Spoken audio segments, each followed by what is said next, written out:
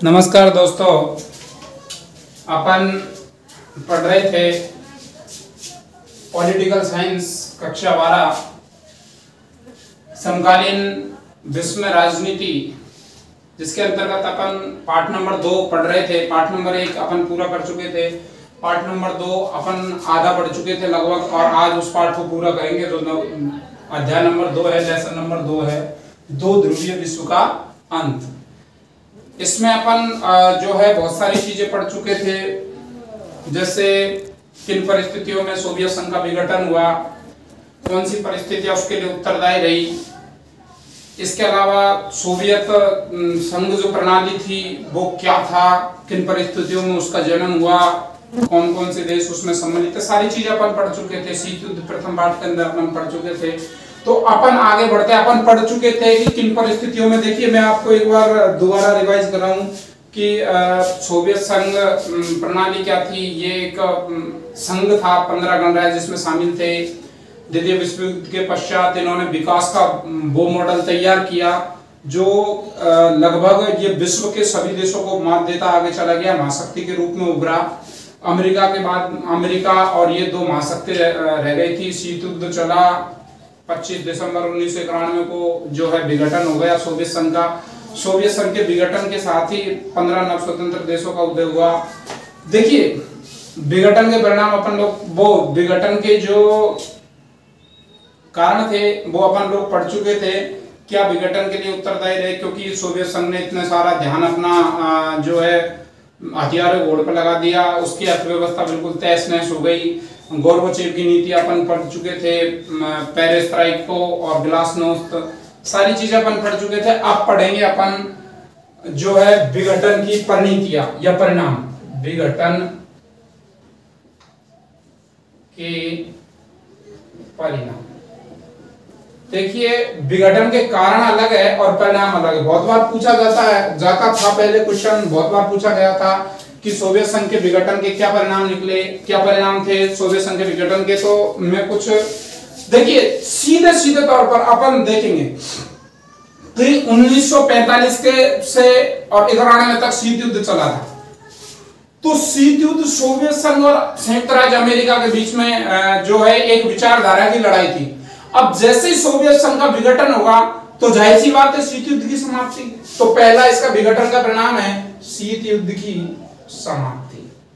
शीत युद्ध की समाप्ति यानी जो विचारधाराओं की लड़ाई बहुत लंबे समय से चली आ रही थी, 1945 के बाद में से जो एक प्रकार से मैं कहूं एक लड़ाई चलती आ रही थी विचारधाराओं की। शीत युद्ध जो युद्ध था ये समाप्त हो गया, क्योंकि अब सिर्फ जो है विचारधाराओं की लड़ाई नहीं है। अभी इस बात को कहने में कोई संकोच नहीं है कि पूंजीवादी अर्थव्यवस्था सबसे बेहतर है। पूंजीवादी जो विचारधारा है वो सबसे बेहतर है, इस बात को कहने में कोई संकोच नहीं था, क्योंकि साम्यवादी विचारधारा वो बिखर चुकी थी। सोवियत संघ का विघटन हो चुका था, शीत युद्ध की समाप्ति हुई। अब देखिए दूसरा इसका परिणाम है अमेरिका का महाशक्ति के रूप में उभरना। अमेरिका का महाशक्ति, एकमात्र महाशक्ति रह जाना, ये लिख सकते हो, एकमात्र महाशक्ति रह जाना। देखिए क्योंकि विश्व शीत युद्ध के दौरान विश्व दो ध्रुवों में बटा हुआ था। जाहिर सी बात है सीधे सीधे पढ़ोगे इन परिणामों को आप आराम से याद रख लो। 4 नंबर का क्वेश्चन आता है, सीधा पूछा जा सकता है, क्योंकि इस बार पहली बार कोर्स है ये, तो बहुत सीधे सिंपल से क्वेश्चन पूछे जाएंगे, अपन लोग सीधे तौर पर जानते हैं। तो आप देखिए जब दो महाशक्तियां उनमें से एक महाशक्ति का विघटन हो जाता है या एक महाशक्ति उनमें से जो है किसी प्रकार से नष्ट हो जाती है, तो बताइए एक ही महाशक्ति बचेगी। तो यानी अब विश्व एक ध्रुवीय हो गया। पहले विश्व दो ध्रुवीय था, सोवियत संघ और अमेरिका के खेमे में बटा हुआ था, दो ध्रुवों में बटा हुआ था विश्व। अब अकेला कौन महाशक्ति रह गया? संयुक्त राज्य अमेरिका। अमेरिका को टक्कर देने वाला देश अब कोई नहीं बचा, एकमात्र महाशक्ति रह गया। और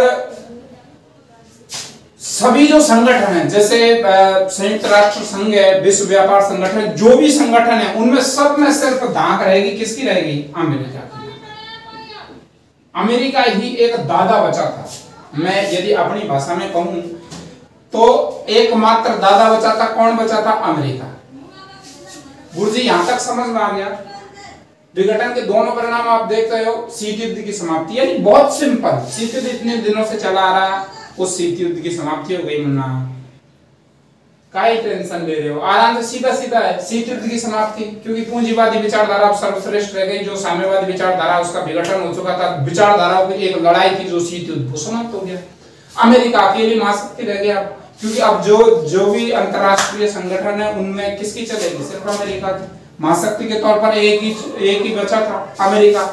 अगला इसका पॉइंट है भैया, हथियारों की होड़ की समाप्ति। हथियारों की होड़ की समाप्ति।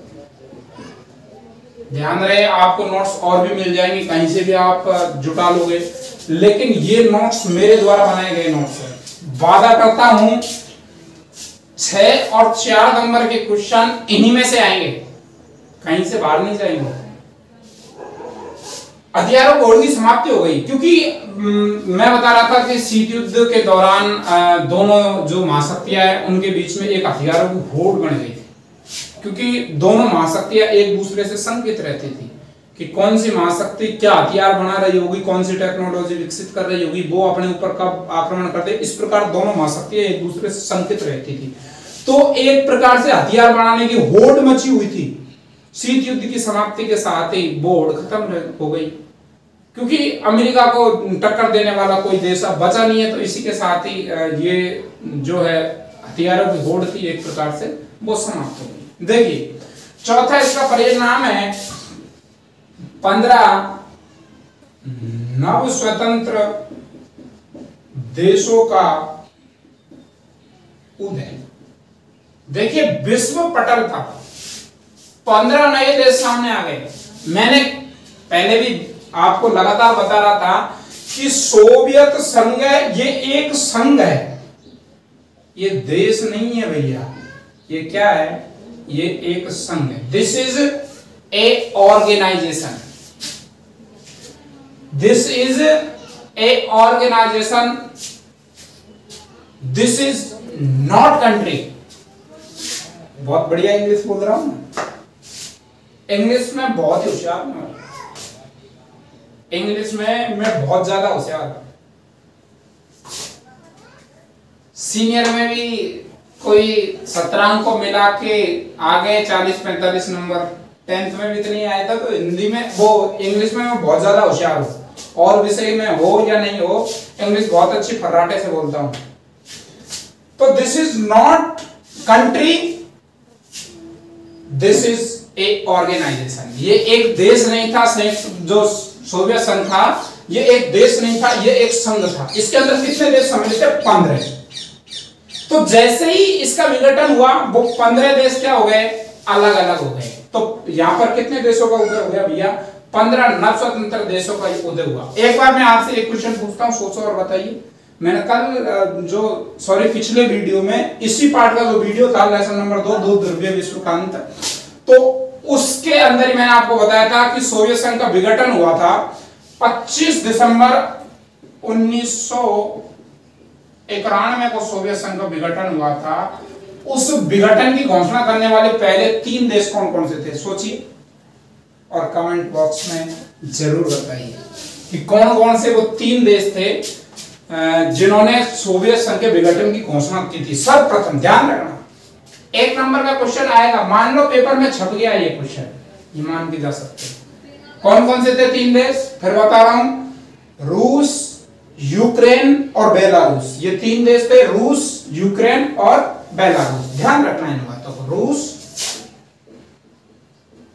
यूक्रेन और बेलारूस।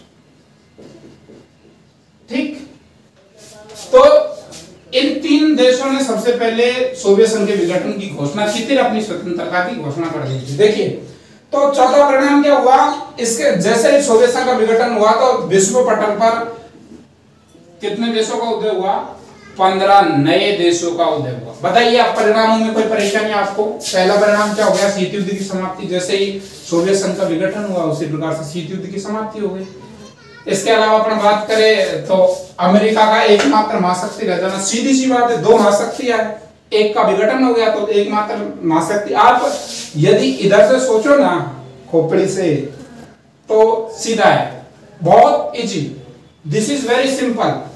शीत युद्ध की समाप्ति, यानी शीत युद्ध की समाप्ति हो गई। इतने दिनों से चला विघटन के साथ ही तो शीत युद्ध की समाप्ति होगी। जैसे विघटन हुआ शीत युद्ध की समाप्ति। शीत युद्ध की समाप्ति से क्या जाहिर होता है, शीत युद्ध एक विचारधाराओं की तो लड़ाई थी। सोवियत संघ की विचारधारा कौन सी थी, साम्यवादी विचारधारा। अमेरिका की कौन सी थी, पूंजीवादी विचारधारा। तो पूंजीवादी विचारधारा सर्वश्रेष्ठ थी, कहने की आवश्यकता ही नहीं। सीधा सीधा जो है अमेरिका की विचारधारा ने एक जंग से जीत ली। अमेरिका का अकेला महाशक्ति रह जाना, हथियारों की होड़ की समाप्ति, जो शीत युद्ध के दौरान जो हथियारों की होड़ चली आ रही थी उसकी समाप्ति हो गई। Very simple. 15 नव स्वतंत्र देशों को, 15 विश्व पटल पर 15 नए देश आए। बताओ किसी को कोई परेशानी? एक बार देखो आप, शीत युद्ध की समाप्ति, अमेरिका में एकमात्र महाशक्ति रह जाना, हथियारों की होड़ की समाप्ति, 15 नव स्वतंत्र देशों का उदय। एक बार आप देख लीजिए, लिख सकते हो। विघटन के परिणाम, पहला शीत युद्ध की समाप्ति, दूसरा अमेरिका का एकमात्र महाशक्ति रह जाना, हथियारों की होड़ की समाप्ति और 15 नव स्वतंत्र देशों का उदय। बताइए कोई परेशानी हो तो बताओ।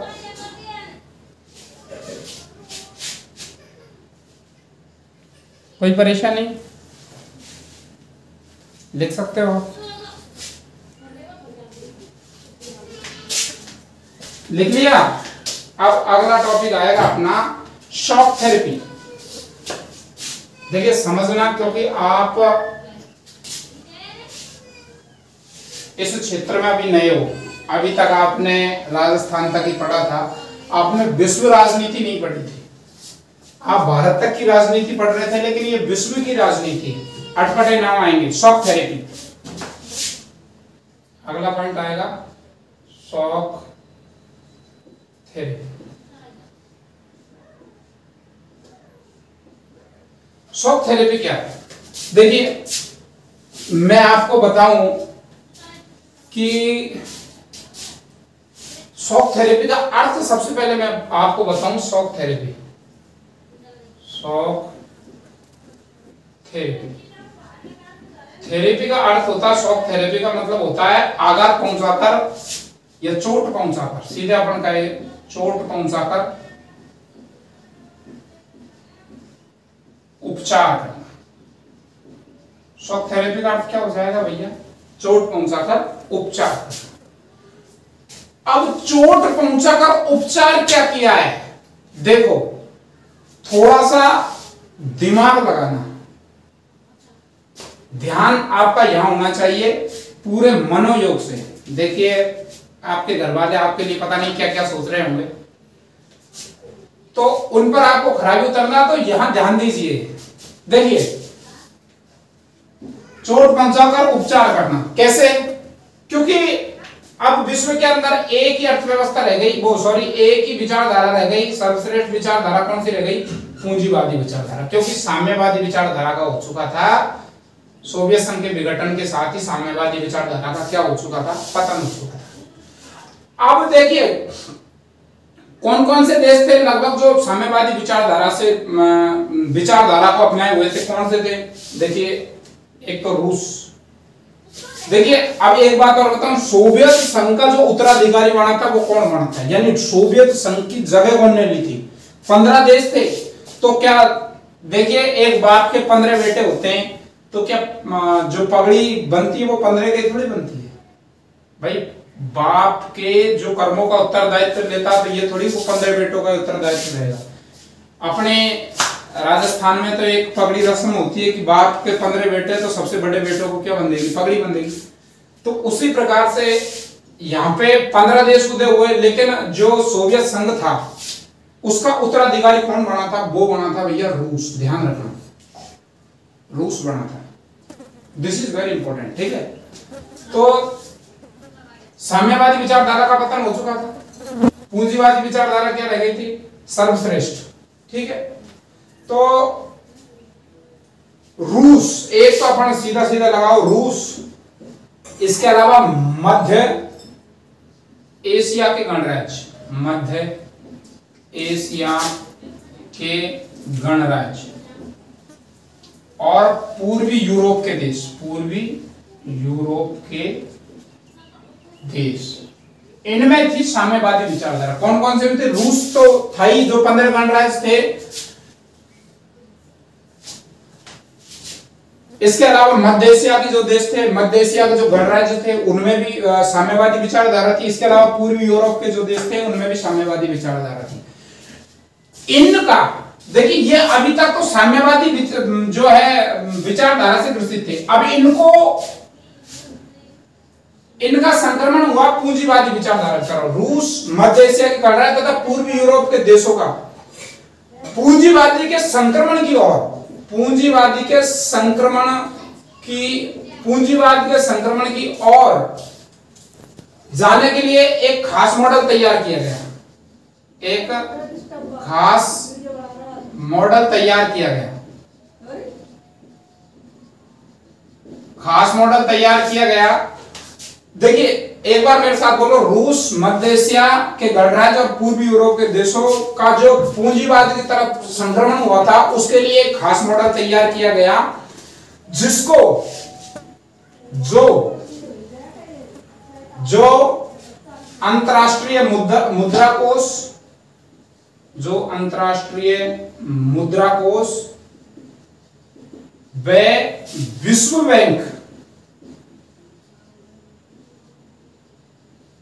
बैंक द्वारा निर्देशित किया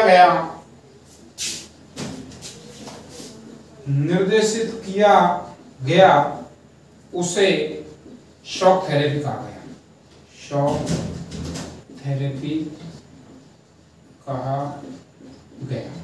अब देखिए, इसको मैं एक बार शॉक थेरेपी की जो परिभाषा है सीधे सीधे लिख देता हूं, जिसको आप उतार सकते हो। ठीक है, देखिए फिर एक बार मैं बता रहा हूं जब तक ये मिटे।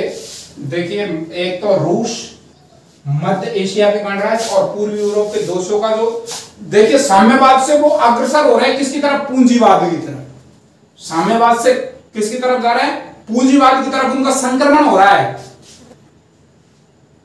तो संक्रमण होना मतलब पूंजीवाद की तरफ बढ़ना, तो उसके लिए एक खास मॉडल तैयार किया गया। क्योंकि ऐसा तो नहीं है, देखिए ये विचारधारा थी, यहां पर पहले पूंजीवादी थी। पूंजीवादी का मतलब होता है सारा जो क्षेत्र था वो, एक बार परिभाषा लिख देता हूं मैं, रूस,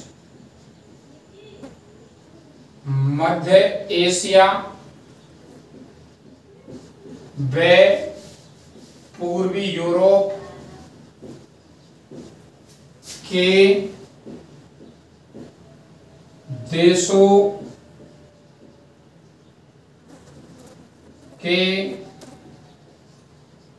पूंजीवाद की तरफ संक्रमण के लिए एक खास मॉडल बनाया गया, जिसका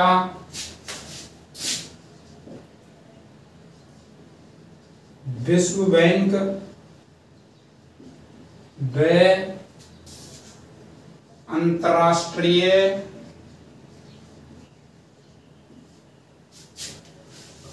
मुद्रा कोष के द्वारा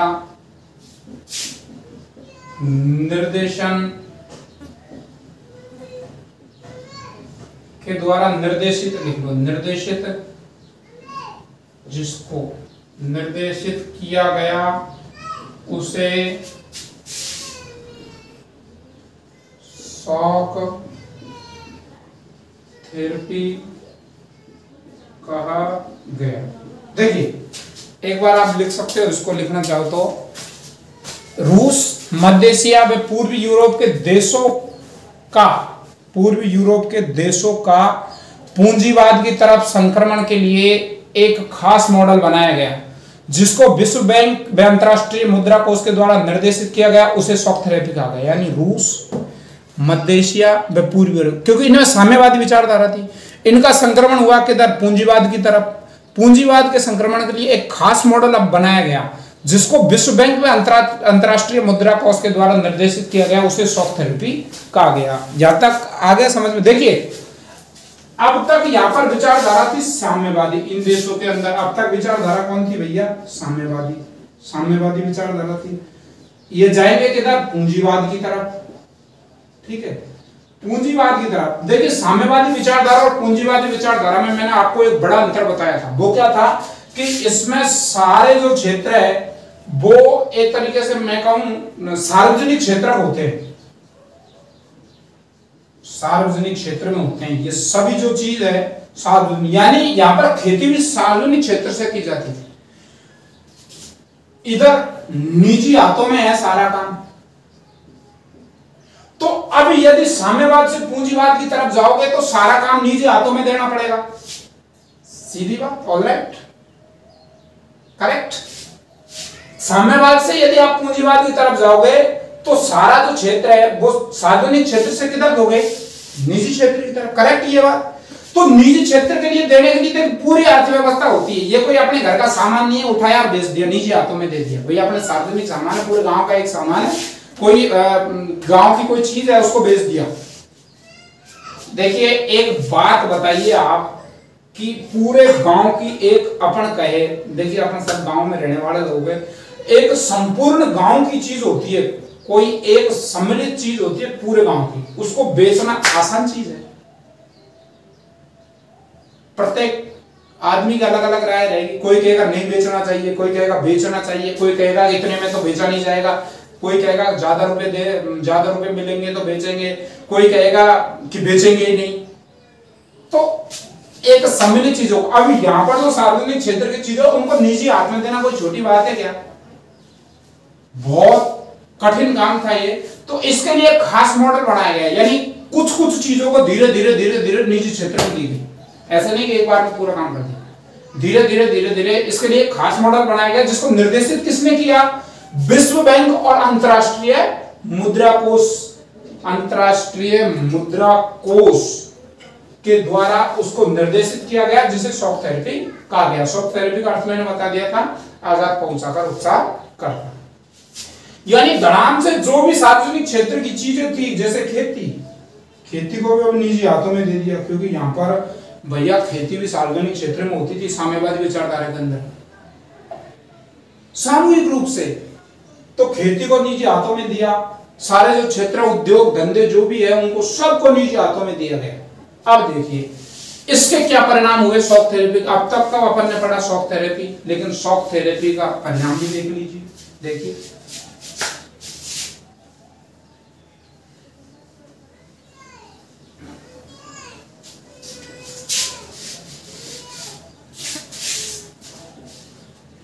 शॉक थेरेपी के परिणाम,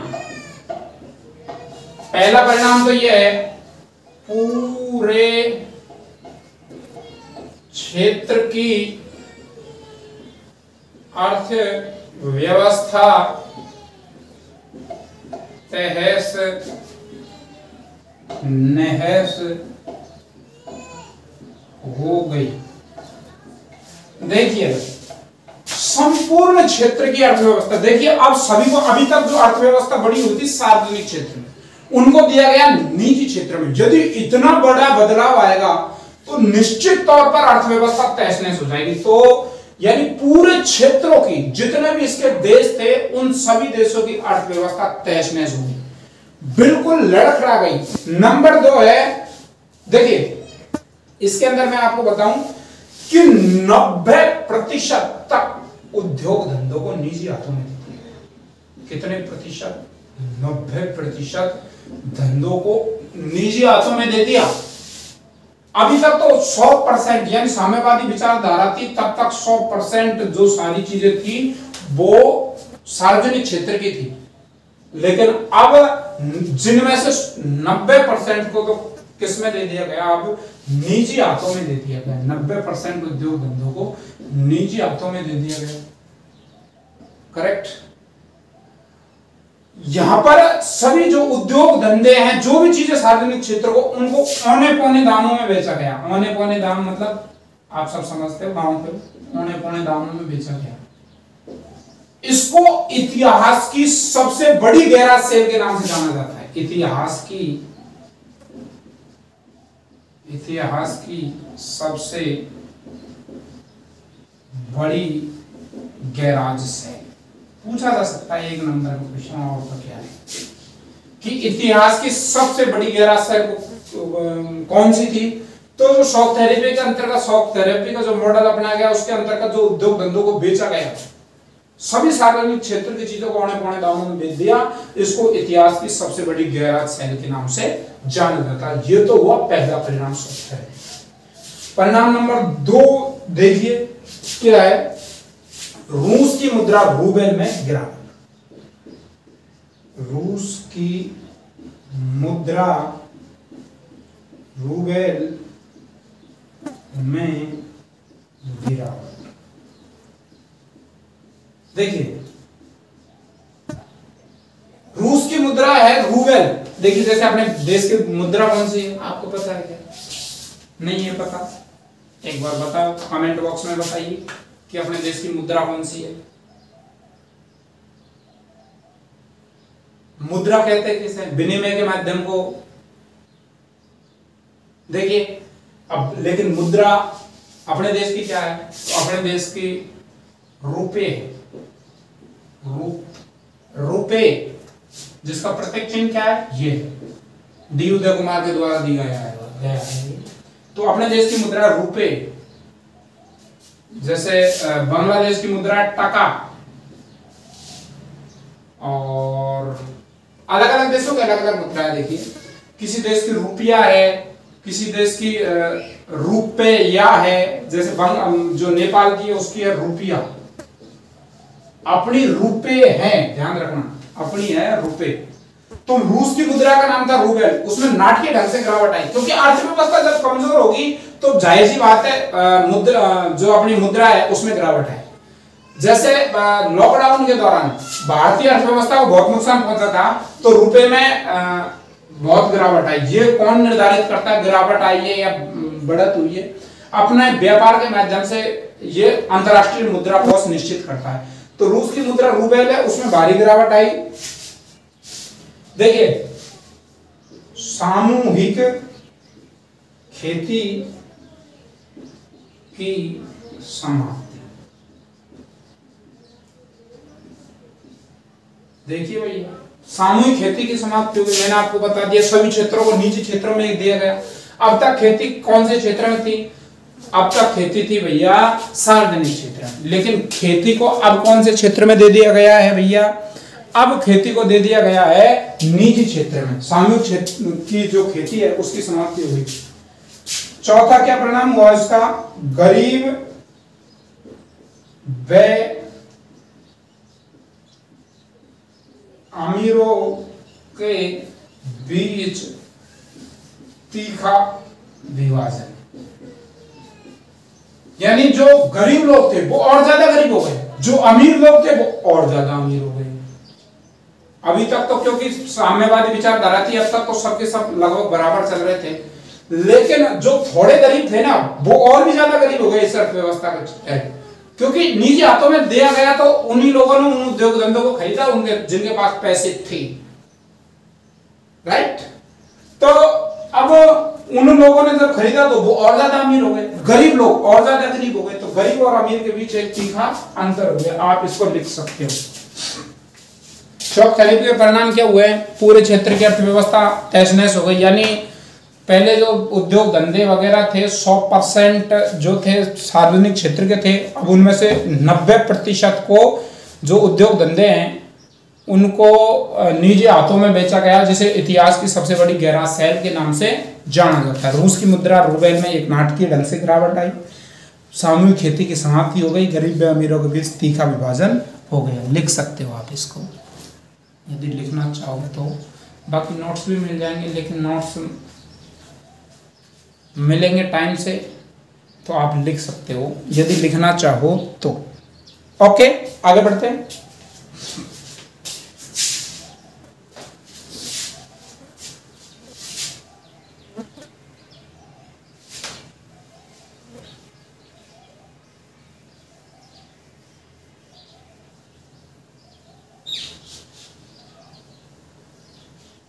देखिए, अब अगला पॉइंट रहेगा अपना अगला टॉपिक रहेगा भारत व सोवियत संघ। यानी अपन को पढ़ना है कि भारत और सोवियत संघ के बीच क्या संबंध रहे थे उस समय विघटन तक। भारत, देखिए भारत जो है, सोवियत संघ जो है भारत का एक अभिन्न मित्र था,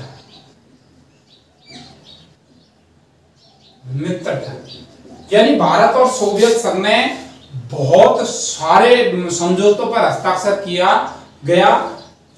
था। भारत और सोवियत संघ के बीच बहुत सारे समझौते हुए थे। इस वजह से सोवियत भारत को जो है सोवियत संघ के गुट का देश माना जाता था। यानी भारत को कौन सा देश माना जाता था? जो सोवियत संघ के गुट का था। भारत ने अप्रत्यक्ष रूप से, प्रत्यक्ष रूप से नहीं लेकिन अप्रत्यक्ष रूप से जो है सोवियत संघ का जोरदार समर्थन किया था। इस बात को देखिए, ये सिर्फ अपन कहते हैं भारत की जो नीति थी गुटनिरपेक्षता की, उसकी बहुत आलोचना होती है, इसीलिए होती है क्योंकि भारत ने अप्रत्यक्ष रूप से किया था, प्रत्यक्ष रूप से नहीं, अप्रत्यक्ष रूप से जो है सोवियत संघ का जबरदस्त समर्थन किया था भारत ने। ठीक है, तो अपन पढ़ेंगे भारत और सोवियत संघ के जो संबंध पढ़ेंगे वो पहले पढ़ेंगे आर्थिक रूप में, आर्थिक क्षेत्र। देखिए भाई, आर्थिक क्षेत्र में सोवियत संघ ने भारत को एक जबरदस्त साथ दिया था।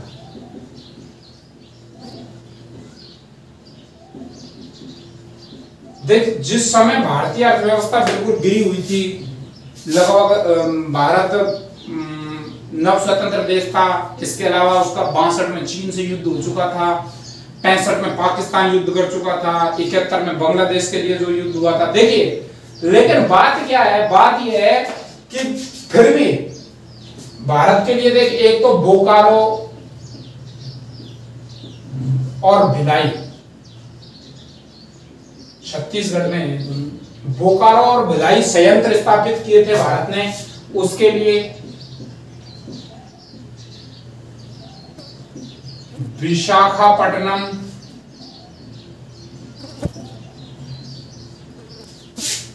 के कारखानों के लिए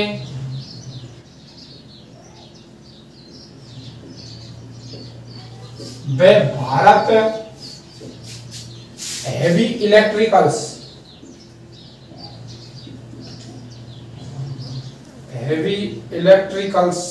के लिए सोवियत संघ ने वित्तीय सहायता प्रदान की। यानी इन कारखानों को, जिस समय भारतीय अर्थव्यवस्था बिल्कुल जा रही थी, तो बोकारो भिलाई में जो परमाणु संयंत्र स्थापित किए गए, इसके अलावा विशाखापट्टनम के कारखाने और भारत हेवी इलेक्ट्रिकल्स के लिए एक बहुत बढ़िया सहायता प्रदान की थी। किसने?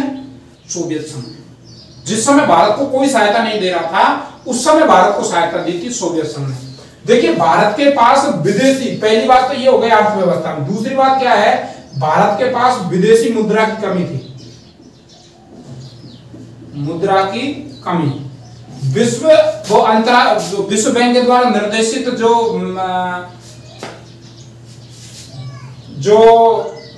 एक तरीके से मैं कहूं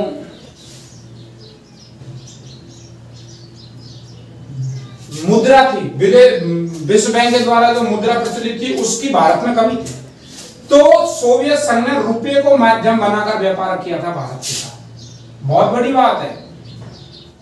यानी जिस समय भारत के पास विदेशी मुद्रा की कमी थी, उस समय इसने, सोवियत संघ ने भारत के जो रुपया है, जो रुपये है, उसको माध्यम बनाकर भारत के साथ में व्यापार किया। दूसरा क्या है? राजनीतिक मामला। पहला आर्थिक मामला हो गया, तो राजनीतिक क्षेत्र। राजनीतिक क्षेत्र में दोनों के क्या संबंध थे? राजनीतिक क्षेत्र, देखिए, राजनीति के क्षेत्र में सोवियत संघ ने संयुक्त राष्ट्र संघ में जब भी बात उठती थी, कौन सी? कौन सी बात उठती थी? भारत की सबसे ज्यादा संयुक्त राष्ट्र संघ में।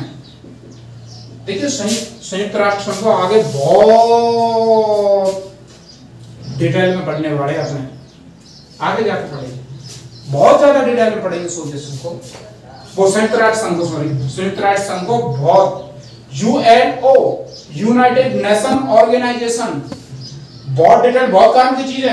24 अक्टूबर 1945 को गठन हुआ था, 30 अक्टूबर 1945 को इसमें भारत सम्मिलित हुआ था। ये आज एक तरीके से अपन कहते हैं ना, जैसे गांव की पंचायत होती है, 5 गांव की पंचायत, 84 गांव की पंचायत, उसी प्रकार से पूरे विश्व की पंचायत है, फैसला यहीं पे जाके होता है यूएन, संयुक्त राष्ट्र। तो इसमें भारत और पाकिस्तान का एक मामला हमेशा उठता रहा है, और वो क्या मामला उठता रहा है? वो मामला उठा है कश्मीर मुद्दा। कश्मीर मुद्दा बात करेंगे आगे कश्मीर मुद्दे पे डिटेल में, बहुत डिटेल में। जो आपकी समकालीन भारत में राजनीति है उसके अंदर कश्मीर मुद्दे पर डिटेल से बात होगी संयुक्त राष्ट्र संघ में। अब अगले नहीं, अगले से चौथे या 5वें पार्ट में जो है डिटेल से बात करेंगे अपन संयुक्त राष्ट्र संघ पर भी। लेकिन थोड़ा थोड़ा बता देता हूं, कश्मीर मुद्दा भारत और पाकिस्तान के बीच है, यानी दोनों ही देश क्या कहते हैं कि कश्मीर हमारा, कश्मीर हमारा। लेकिन संयुक्त राष्ट्र संघ में जो 5 स्थायी सदस्य संयुक्त राष्ट्र संघ के, उनमें वोटिंग होती है।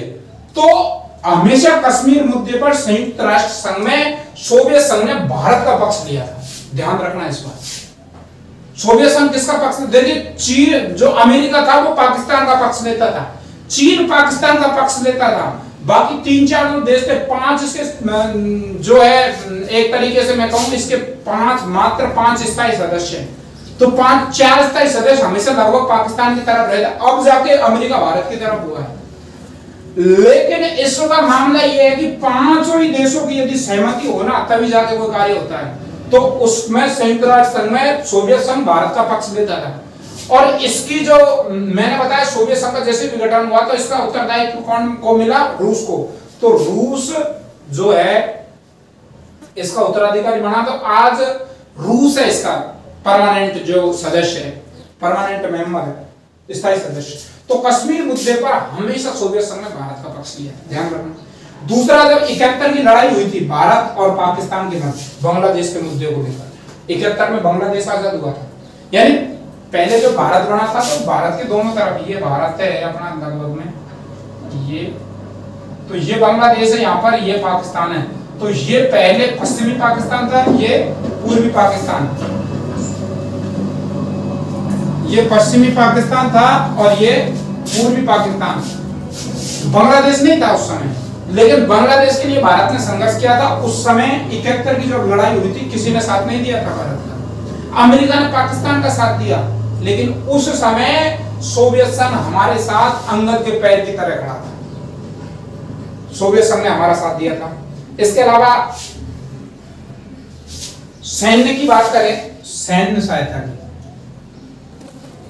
सैन्य सहायता यानी सैनिक सहायता भी देखिए, जब 71 की लड़ाई हुई थी, 65 की लड़ाई हुई थी पाकिस्तान के साथ में, उस समय उस प्रतिकूल परिस्थिति में हमारा किसी देश ने साथ नहीं दिया, सिर्फ साथ दिया तो किसने दिया? हमारे पुराने मित्र सोवियत संघ ने हमारा साथ दिया।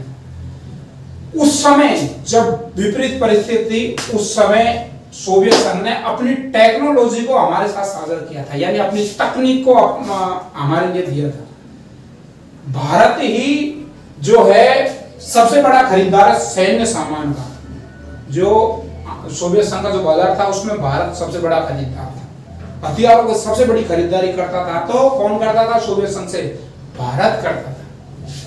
अपन देखे सांस्कृतिक क्षेत्र में, ये हो गया सैनिक क्षेत्र, ये हो गया सांस्कृतिक क्षेत्र। सांस्कृतिक क्षेत्र, तो सांस्कृतिक क्षेत्र में देखिए हिंदी वाले देशों से सोवियत संघ का गहरा नाता रहा है। भारत की जो हिंदी फिल्में होती थी ना, वो सोवियत संघ के अंदर बहुत अच्छी तरीके से देखी जाती थी, और भारतीय कलाकार